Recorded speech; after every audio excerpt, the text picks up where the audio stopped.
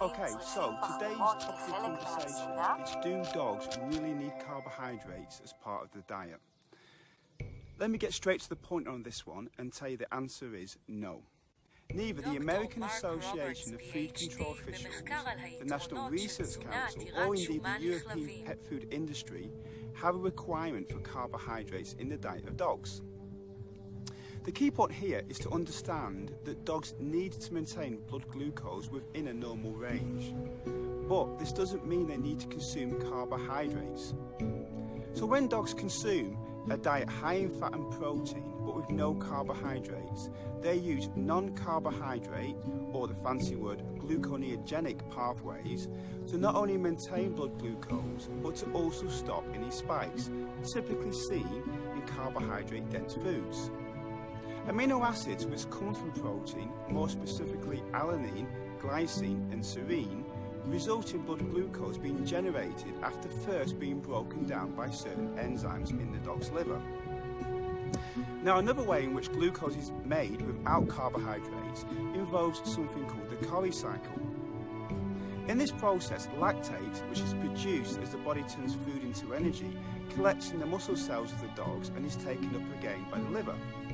The liver then performs gluconeogenesis, that fancy word again, essentially converting lactate back to glucose. The glucose then travels back to the muscles to be used.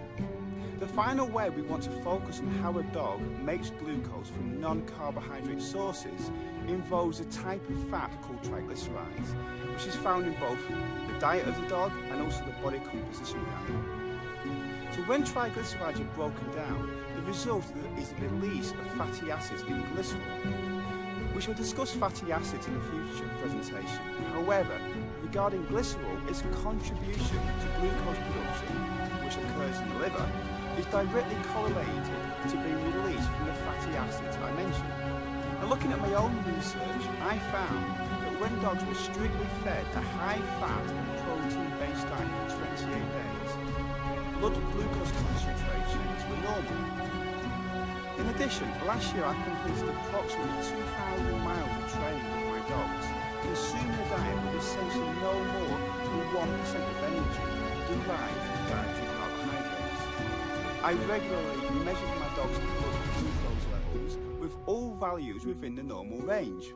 Additionally, no impaired performance or fatigue was observed by myself. In summary, dogs are easily capable of thriving on a diet free of carbohydrate content. However, the need to provide quality animal proteins and fats is important for many nutritional reasons, including helping the pathways I discussed to operate optimally, in turn maintaining healthy blood glucose levels in the animals. אתם צופים ב-Dear Dog Life. זה היה דוקטור מרק רוברטס, PhD, בתזונה עתירת שומן לכלבים. לעוד תכנים בנושא תזונה ומקרונוטריאנטים, כנסו לקבוצת הפייסבוק שלנו. כלבים וחתולים חוזרים אל אמא טבע.